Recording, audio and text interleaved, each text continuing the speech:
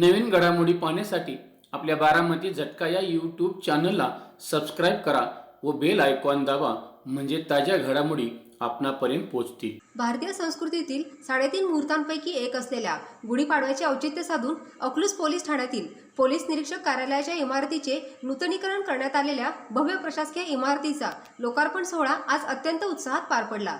शिवप्रसाद उद्योग समूहाचे अध्यक्ष शरद बापू मोरे आणि त्यांच्या पत्नी सौ ऋतुजाताई शरद मोरे यांच्या शुभ हस्ते नूतनीकरण केलेल्या कार्यालयात सत्यनारायण महापूजा संपन्न होऊन पोलीस ठाण्याचा अधिकृत कारभार नव्या जोमाने सुरू करण्यात आला।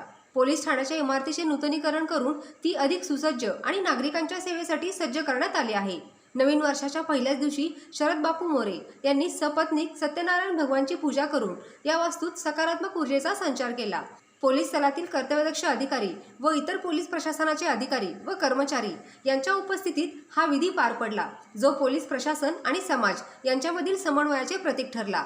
या मंगलप्रसंगी अकलूज पोलीस दलातील प्रमुख शिलेदार उपस्थित होते।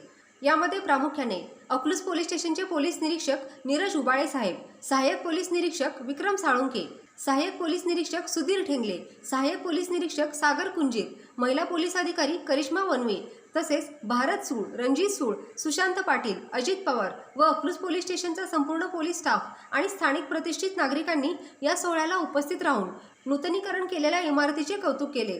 नूतनीकरणामुळे पोलीस ठाण्यात येणाऱ्या तक्रारदारांना उत्तम सुविधा मिळणार असून कामकाजात अधिक सुसूत्रता येणार आहे। शिवप्रसाद उद्योग समूहाचे अध्यक्ष शरद बापू मोरे यांनी पोलीस दलाच्या या नवीन उपक्रमाला शुभेच्छा दिल्या।